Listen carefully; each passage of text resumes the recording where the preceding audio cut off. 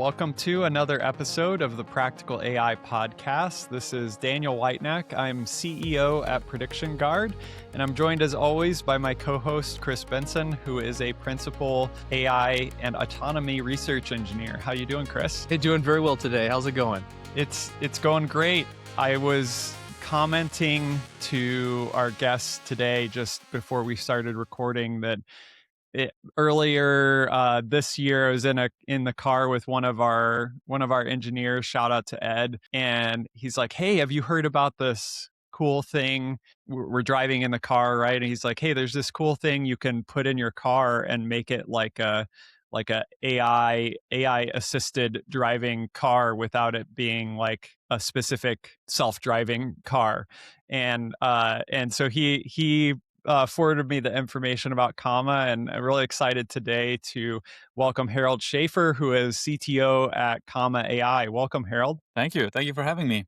Excited to be here. Yeah. Well, obviously, I kind of alluded to some of what you're involved with, but maybe could you give us just a little bit of background about yourself and Comma and kind of how you ended up in this spot of working on some of the things that you're working on? Sure.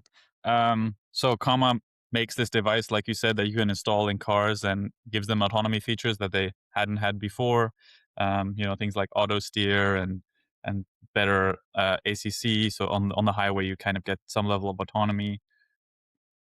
And the software that runs that is OpenPilot, and that's a completely open source autonomy stack for cars. By far the most popular open source self-driving stack online, and I think it's currently even the most popular robotics project on GitHub. So that's kind of where we're at. I've been working on this a really long time. I've been at Comma for 9 years now, so it's basically been my entire life. I don't think there's much to say about my professional life that's not related to Comma, but I came to the US like 10 years ago, graduated, and started working here, and so been working on OpenPilot and this type of stuff ever since. So what was, when you started that journey, what was kind of the state of both like self-driving autonomy when you started things, and also like, I guess, on the commercial and closed source side and the open source side, what did that look like kind of then compared to now, if you look back on that journey? So when I joined, we didn't have a product. It was just a project, and you could kind of install the software if you went through the hassle of installing like a beefy laptop in your car and installing all the power, or you could like retrofit a phone that you'd have to do all that yourself. So that was the state the project was in when I joined. The company was pretty young at that time. George, the founder, had, I think, worked on it for a little over a year, maybe 2 years at the time. And that's the state it was in. It was a usable ADAS system, but the product side was really not that in a great state. So that's where we were. In terms of open source, I think there is no real, genuine open source ADAS product that's useful in any way other than us. That was true then, that's true now. But the commercial side has obviously changed massively in that time. 2017, when I joined, highway autonomy was bad, maybe usable in some cases, but most people probably wouldn't use it because it just makes too many mistakes. It's too uncomfortable. That's obviously not true at all anymore. OpenPilot is really good. We have over 50% of miles driven with people that have our system are driven by, the system and not the human. Obviously, there's Tesla FSD, which is, at an even higher level of what kind of things it can do. And you can get over 90% engagement there if you really wanted to. And you've got Waymo, which is like supervised robotaxi. That's like an actual product. Unclear if they're a money-making product, but it is a real product that people can use. And obviously, none of this stuff existed in 2016.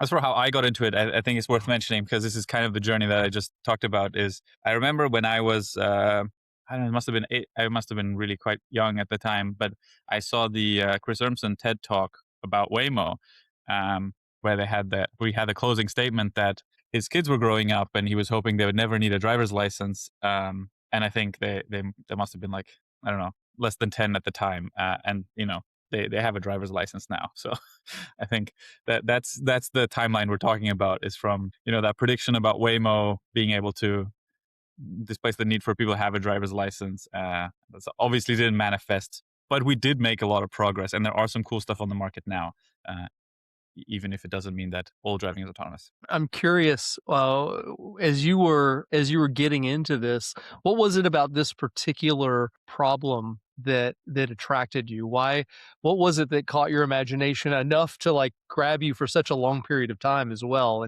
and still hold you today? What was it versus all the other things out there that you might have dived into? I mean, something that George was saying a lot at the time, and I think I really resonated with me and is still true, is that self-driving was the most interesting applied robotics problem, period. It was a place where you could make products that were essentially immediately useful. We don't have 100% reliable autonomy. You need supervision for it to be useful, but people buy our products because it adds value to to their lives. This is actually quite unique in robotics. There are not many use cases where this is the case. You can have some kind of hyper-specific industrial robots are obviously useful. Um, Robot vacuum cleaners. I'm a big fan of robot vacuum cleaners. There's robot lawnmowers, and that's roughly it. There's not that many places where you can do like applied AI, applied robotics in the real world, and that's why I thought self driving was so cool. And then the other thing is I just really like the open source nature that we have with OpenPilot and that we're trying to promote. I think an open source future is just generally better for everyone. Well, yeah, I'm particularly interested in this conversation because a lot of times on the show we have really interesting people on, but sometimes they're and great discussions, but sometimes they're constrained with in terms of what level of detail they're able to talk about kind of architecture and things like that naturally because they're maybe working on certain proprietary things. And with having so much in the open source world with Comma and OpenPilot, I'm kind of interested if maybe from a high level perspective for those out there that are listening that might not have an idea of like what sort of architecture and kind of main components are part of a self-driving or autonomous system. Like OpenPilot is maybe a piece of that and fulfills a role. You have the devices. Could you just give us like a mental model for how to think about how these pieces fit together, what's where, and what components are needed to make the system Sure. work, I guess? So we're talking about ours in particular, right? Or just in Yes. general? Yeah. Sure. Yeah. So ours in particular, we have a device that you can install in the car. The device has compute and it has some cameras and then some other sensors like GPS and IMU that are not necessarily that needed, but they're in there. Um, that device then runs some machine learning models by looking at the road that tells you where roughly to drive. And concretely, that is a longitudinal acceleration and a curvature of the road. So that's like an angle of the steering wheel. Um, I'll talk about how that works internally later, but in runtime, this is really all that happens is there is just a machine learning model that takes in the video input and outputs those actions of acceleration and curvature. And then that goes to some API that, we kind of develop that interfaces with all these different car models. So we reverse engineer the canvas of the car. And so we can understand what messages we need to send to command, steering, gas and brake, and do all the auxiliary stuff of like the engagement state, all those kind of things that are needed to do autonomy in a car. So that's basically what's happening at runtime. We just have a device, it runs some models, it outputs the actions to take, and then there's a car API layer that, is reverse engineered for every type of car we support that sends messages on the CAN bus to do the certain actions. Then those models themselves that we train, so we've been kind of talking about end-to-end training for a long time. So they're end-to-end in the sense that they take in video and they output actions. There's no intermediate space of, our cones detected, traffic lights detected. That all doesn't exist. And very high level, our training stack looks like we have hundreds of millions of miles of humans driving. We sample some of that. We teach the model, okay, if a human's in this situation, this is the most likely trajectory they're going to take.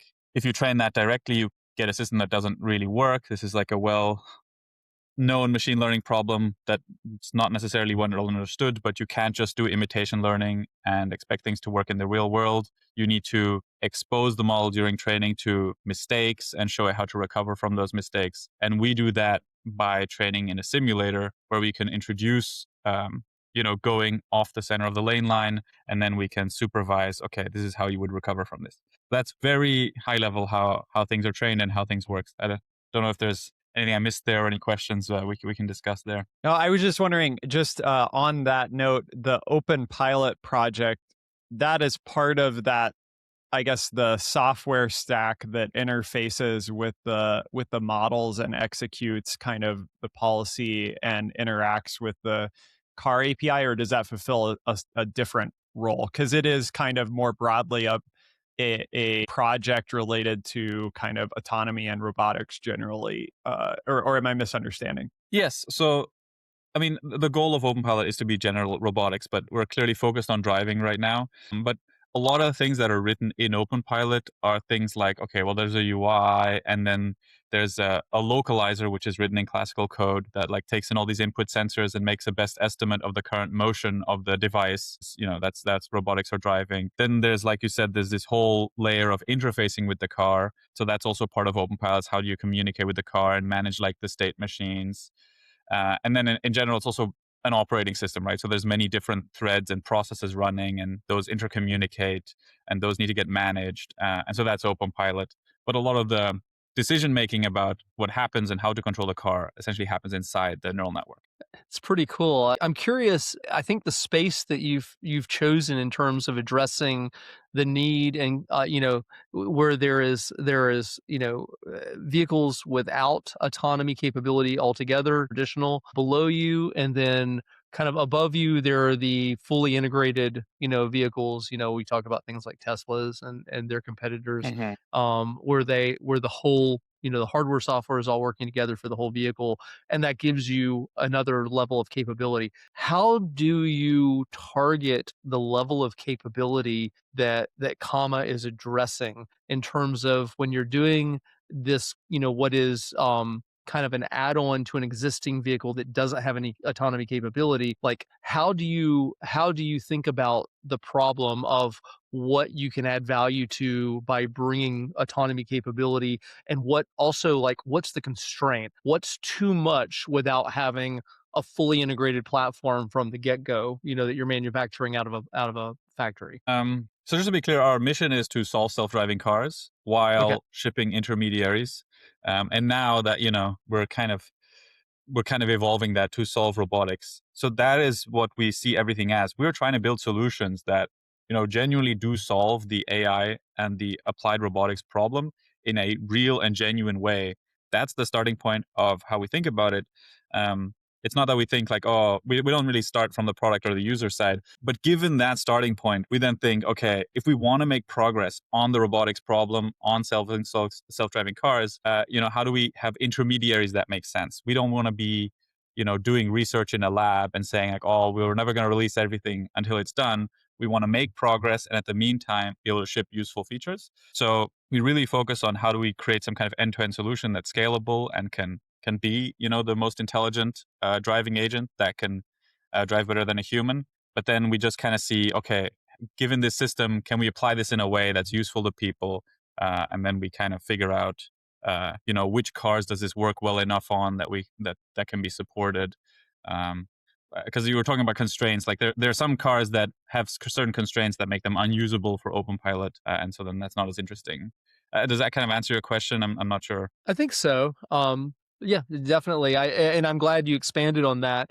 I may have had too narrow a vision in my understanding of what you were addressing there. So I like the way that you are um, kind of iteratively solving that problem in the large. Yeah, so I mean, the distinction is, I think we're trying to make incremental steps towards some late stage solution um, that also have incremental usefulness to people, and I think that's kind of where we differ from a lot of other people. I think a lot of other people are like everything or nothing kind of approach, and I think that's just generally a bad approach. I think we want to make money along the way. We want to pay our own bills. We run our own data center, and those limitations obviously mean that we run with 100x less compute in our data center than Waymo or Tesla, and that obviously has some side effects. But I think in the long run, this isn't a really a big deal as long as we're making progress towards some solution and shipping useful products. I think the long term future looks bright. And I'm not sure, you mentioned a couple times this kind of idea of end to end, which you mentioned was, part of what you've been talking about for some time. Some listeners um, might not totally get kind of the implications of that. So if you could maybe talk through like an end to end model, as in your case, and how it might compare or contrast to other approaches that maybe have been used in autonomy that wouldn't be considered end-to-end solutions? Sure. So yeah, end to end, it's a matter of interpretation. When I say end to end, what I mean is we have examples of humans driving competently by just recording them. That data contains the information about how to drive, and we want to let a machine learning model distill that information and learn how to drive. So directly taking in just raw sensor data and outputting a policy that looks like that or some really good subset of that. In contrast, something that would not be end to end at all, for example, is something like some kind of semantic segmentation network that detects where all the lane lines are, detects where all the traffic lights are, then builds this huge grid. And then you write some algorithm and it's like, okay, well, don't touch lane lines, don't hit kids, and don't crash. And then that goes through some kind of optimization. So that's again hand tuned by someone and produces some trajectory. Um, we've been focused on the end-to-end approach for a long time. End-to-end has generally made really fast progress over the last several years. So basically, everyone's interested in end-to-end to some extent. What people have actually shipped is more some kind of mixture now. Waymo is, I think, slightly less end-to-end. They're doing end-to-end research, but they still have a lot of classical detection. I think that's relevant. Tesla, I think, has a little bit on the back end, but they're also trying to shift fully towards end-to-end. But yeah, I think that's kind of the state of things. And As you look at the kind of the trajectory that you're currently on, and at both in terms of where you've come from and kind of where you're at now, and into the near term future, with the recognition that the vision is to solve autonomous driving, kind of in the large, to paraphrase you, where do you see yourself now on that, and kind of, and also like in the way that you're approaching it, why are you at where you're at now? On that path, like, how are you envisioning your approach to this to a solution compared to the Waymos and the Teslas and the others of the world, and the fact that they have different approaches there? Yeah, I mean, the difference is a lot of it's just constraints, right? The reason we're so passionate about this end-to-end thing is because it requires less human effort to leverage the same levels of capability.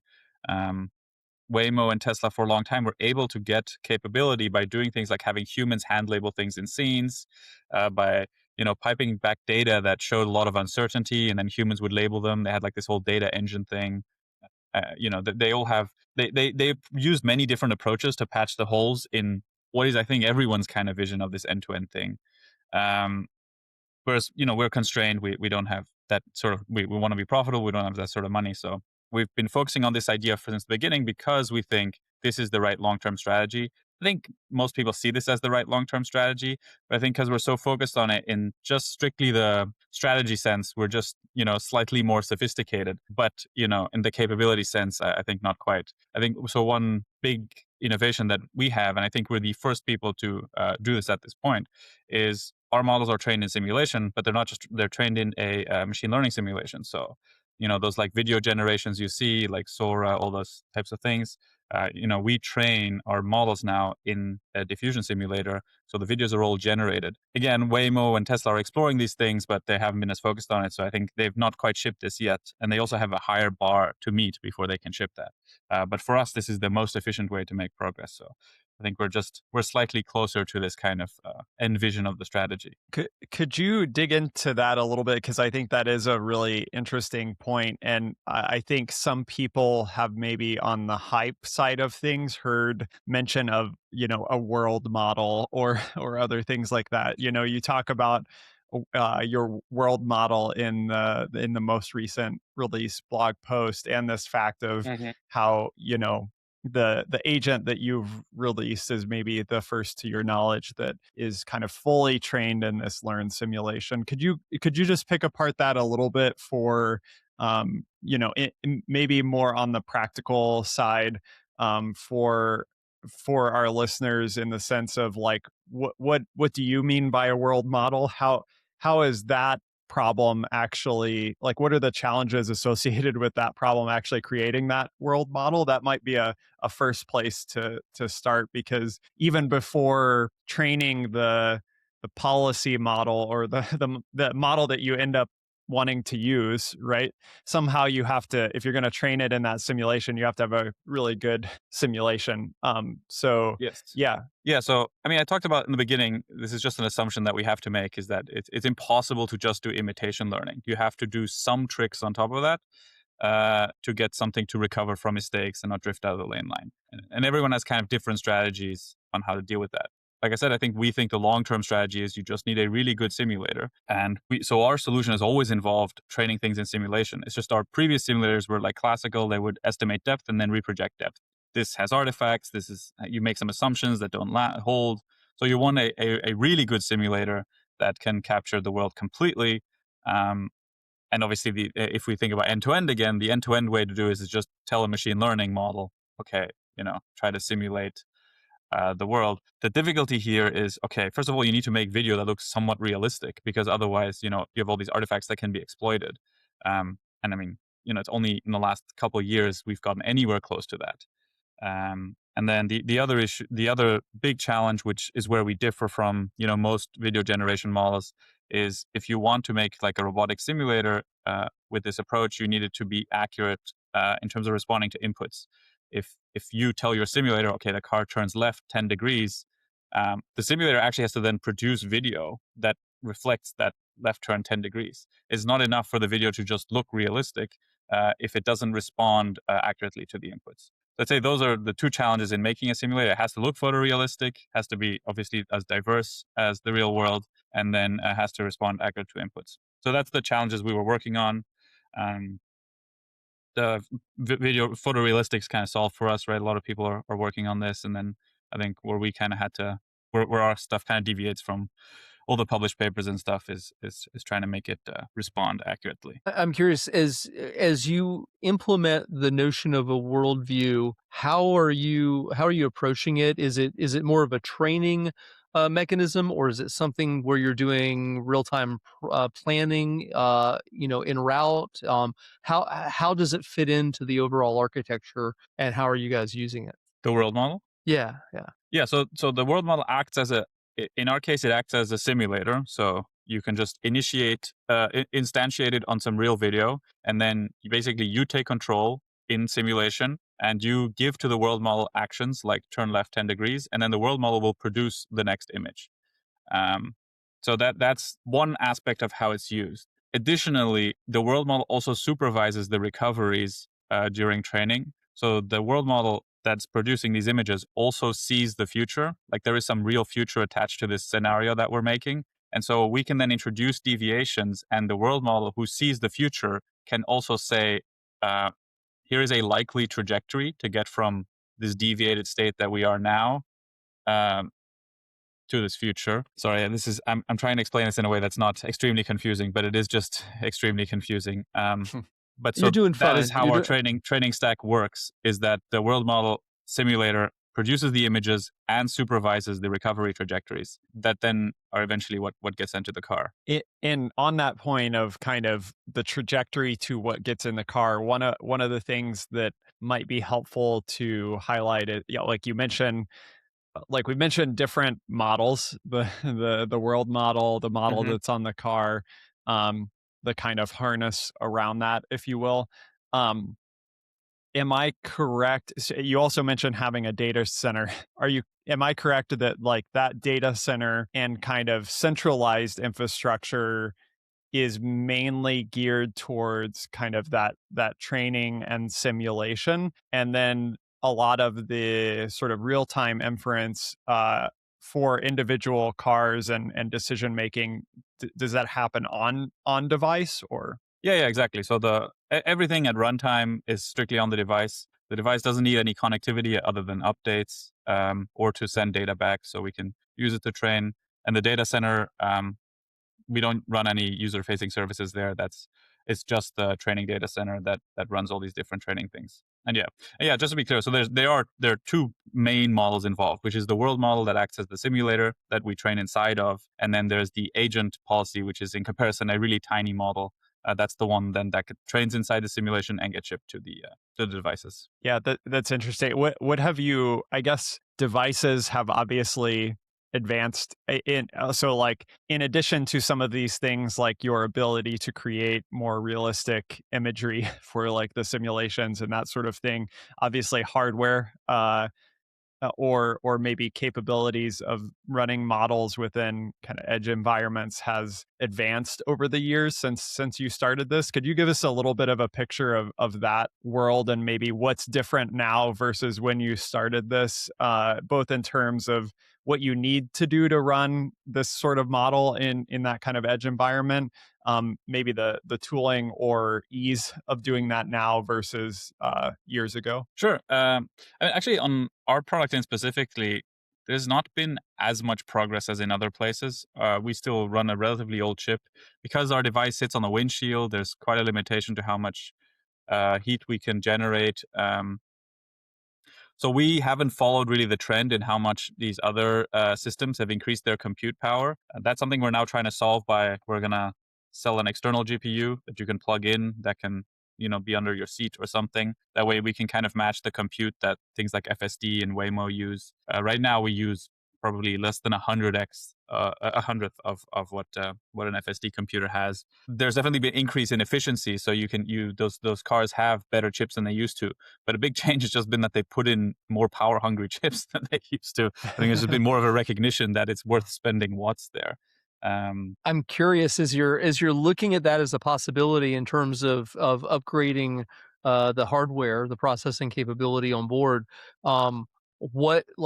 What is an immediate term type of capability that you would add to your stack? So compared to like if I'm looking at the comma website and seeing the demos that are listed there, if you could like have a quick hit on by having extra compute, what are the things that you guys are talking about, at least in the open, that you can share with the public that would be good for that? I mean, so we just started working on this, but like our tests currently indicate that it recognizes green lights in nuanced situations twice as much if we have a 10x bigger model. And like an external compute unit, a GPU like this would give us a 100x bigger model in the limit. So that's roughly the type of improvements I think you can expect. And that's also roughly, I think, the scaling that exists, which is, we're 100th of the compute of an FSD computer. An FSD computer is more capable, but on the highway, you're not even really going to notice the difference.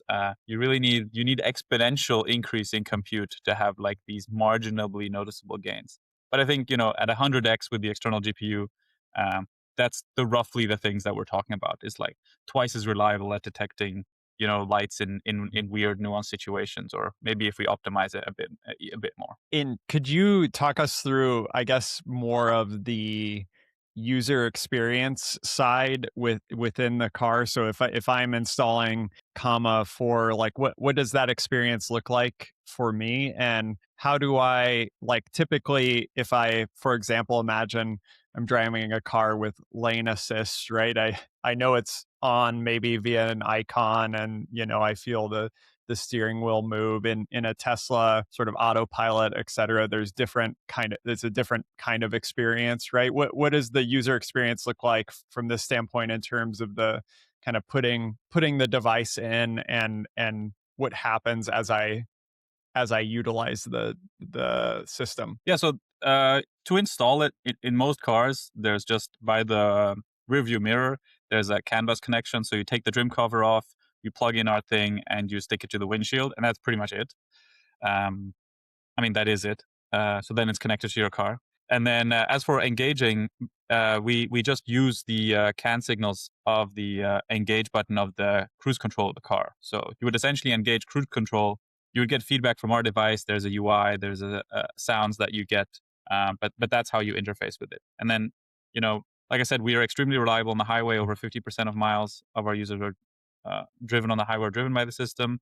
And the thing that we're really focused on now is we want to get really smooth, like red light behavior, like in the city driving, really smooth. We've had that in like beta mode for a couple years, but we're trying to get that to a point where it's like so reliable and so comfortable that you prefer it to your own driving, which is the state it's in on the highway. I'm curious, as you are kind of taking this and kind of giving superpowers to your existing car in terms of what it can do. How are you thinking about as you talked kind of at the beginning of the conversation about the larger problem of solving, for autonomy and self-driving? What are some other use cases that you think this would apply to fairly easily without a big jump or a big development ever, something where you could say, okay, this works here.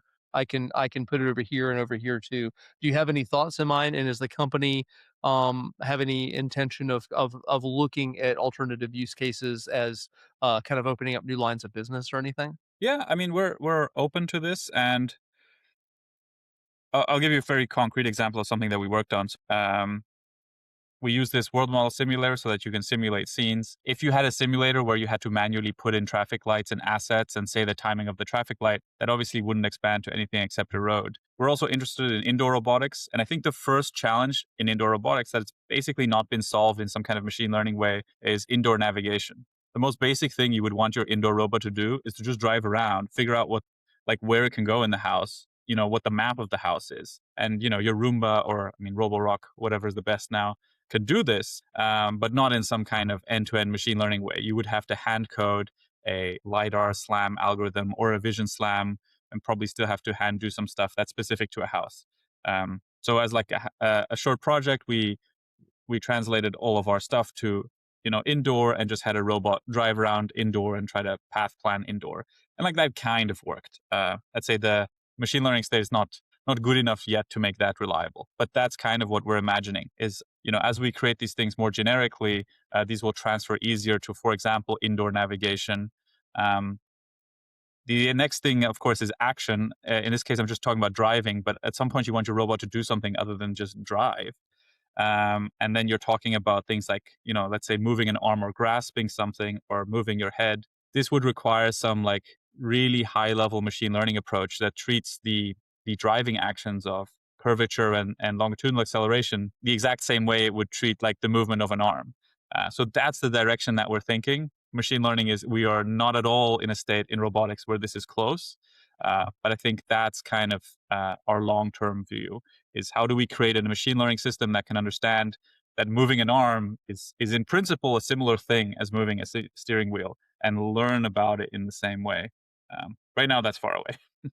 What do you view as outside of maybe larger simulations or more training of the same types of models or the same architecture? What are the kind of, I guess, outside of the box things that are the unsolved problems that when you're kind of thinking about the solution space that you're working in to get to some of the larger vision that you're talking about? But what are some of the main, I guess, the main research areas that are still unsolved that are most relevant to this type of problem? Yeah, I'd say there's three things. There's controls, RL, and continual learning. I think those three things are necessary for like this kind of end vision of robotics, and they currently don't work at all.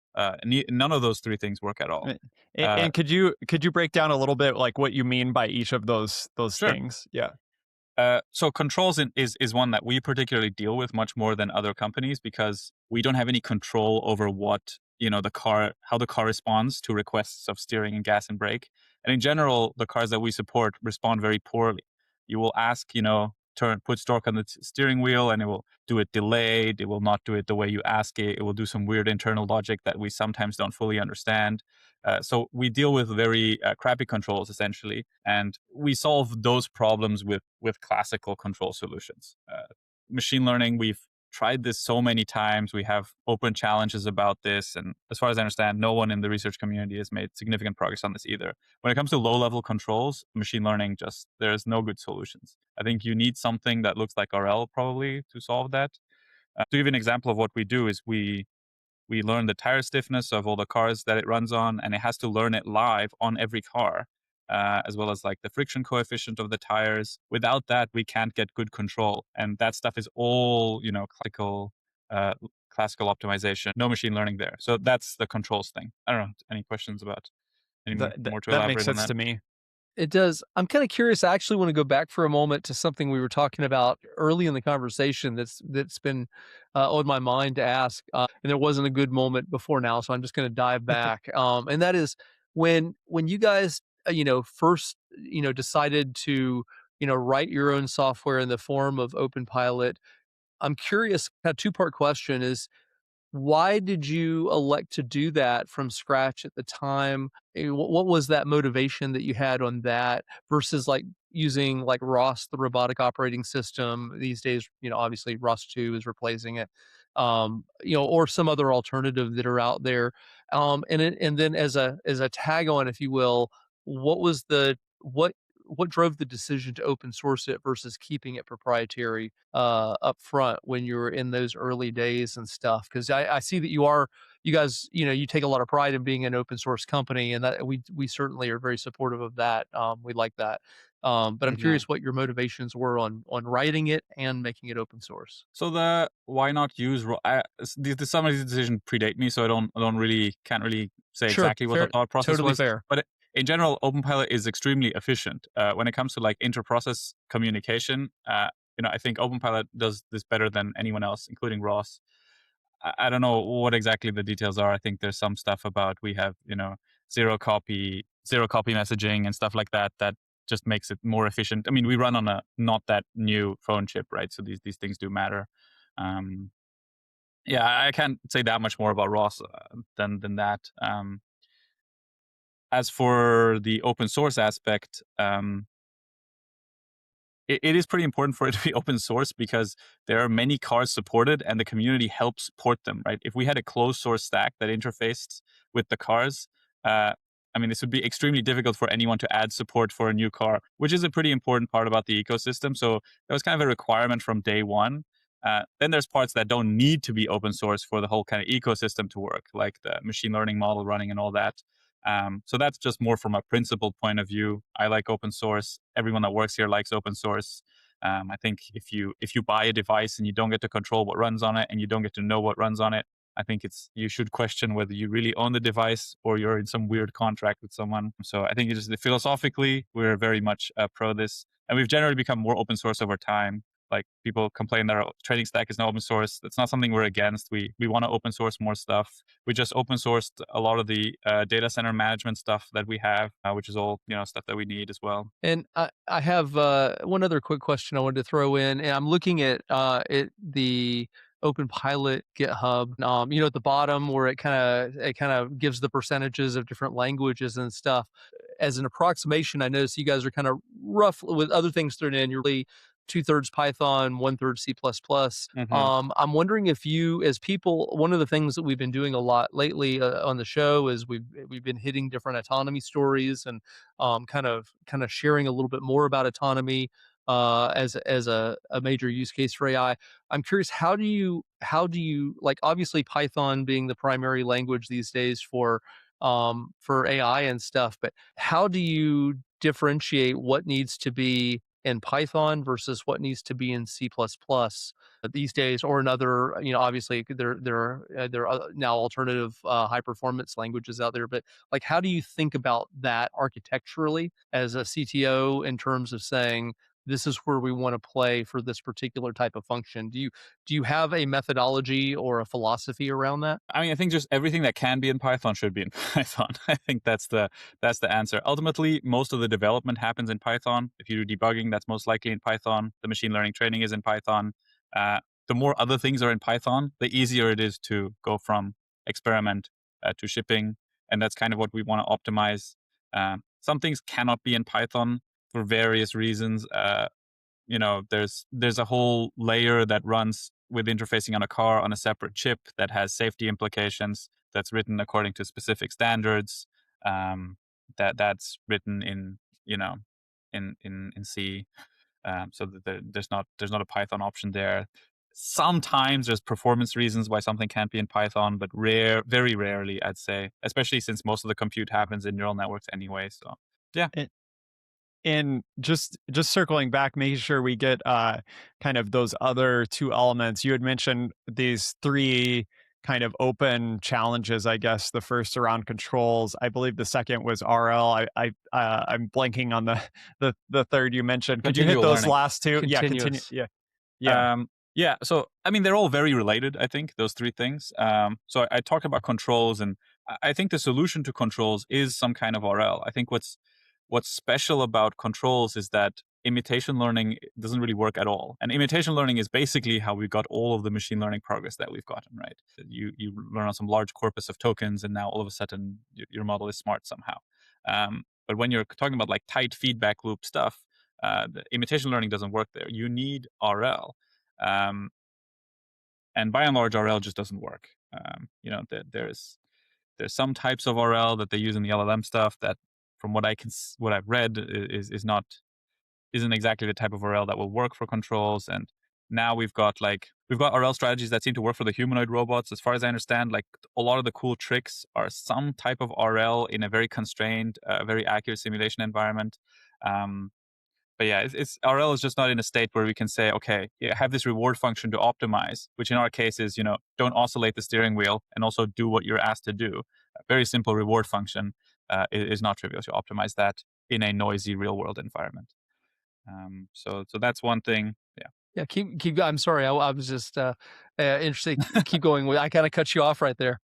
No, that's okay. But yeah, so that controls RL is kind of related, and continual learning comes in there too, because like I said, there's many things that make controls a problem that needs to be learned live on that car, on that drive even.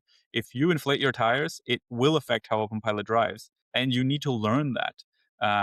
We do continual learning now with a lot of classical optimization, but that ideally would be a smart neural network that can understand all those things. If it starts raining and you start losing traction as a human driver, this is something you notice and adjust to. But modern machine learning strategies can't do that. So this has been really, really cool. Love having conversations like this, and thank you for sharing your knowledge. Love the fact that it's open source, so we can really talk about it in depth. Um, as you are kind of going from, we've kind of mostly talked about kind of where you're at now and with some of the opportunities that it might be near term and stuff. But I'm kind of curious to put you in a different frame. If you're, the workday is over, you're kind of doing whatever you do to chill out at the end of the day. What is in your head about like places to go with this kind of technology going forward? And I don't mean things that necessarily Comma is going to do right now, or even things that you have on, on the plan, on the roadmap. But more specifically, like when you're just thinking about that would be something I would like to evolve to get to at some point, maybe without a known path. What are some of those things that you could see, in your capacity as a CTO of an autonomy company? Like what are the types of things that excite you that maybe the rest of us aren't as familiar with, or we haven't thought about that you'd like to see this grow into? Any of those kind of dreams and aspirations you can share as we close? Sure, but it's not going to be that visionary. I think it's the Okay, fair Practical enough. AI podcast. No I pressure. think I'm very pragmatic as well. I think I want very simple things, which is, I really like my dishwasher. I really like my vacuum cleaner. I think they make my life a lot easier, and I want more tools like that use some kind of technology to make my daily chores and stuff that's just annoying, like driving and stuff, easier. And those things will happen. I hope they happen as soon as they can. These are really, really hard problems. And when they do happen, I want them all to be open source so that you can own them, you can control them. If there's spyware in your house, you can delete it. So yeah, I'd say that's the general vision. I just want simple robotics products that that make your life easier in ways that it's tedious and that aren't owned by a big corporation. Good answer. Yeah. Yeah, I think that's a very appropriate and good way to close out today. Harald, it was really nice to have you on the show. We look forward to having you back sometime to talk about all the cool things that will happen, I'm sure, this year and in future roadmap for Comma. Thank you so much for the work here, and hope to talk to you again soon. Cool. Yeah, I hope so too. Thank you very much for having me.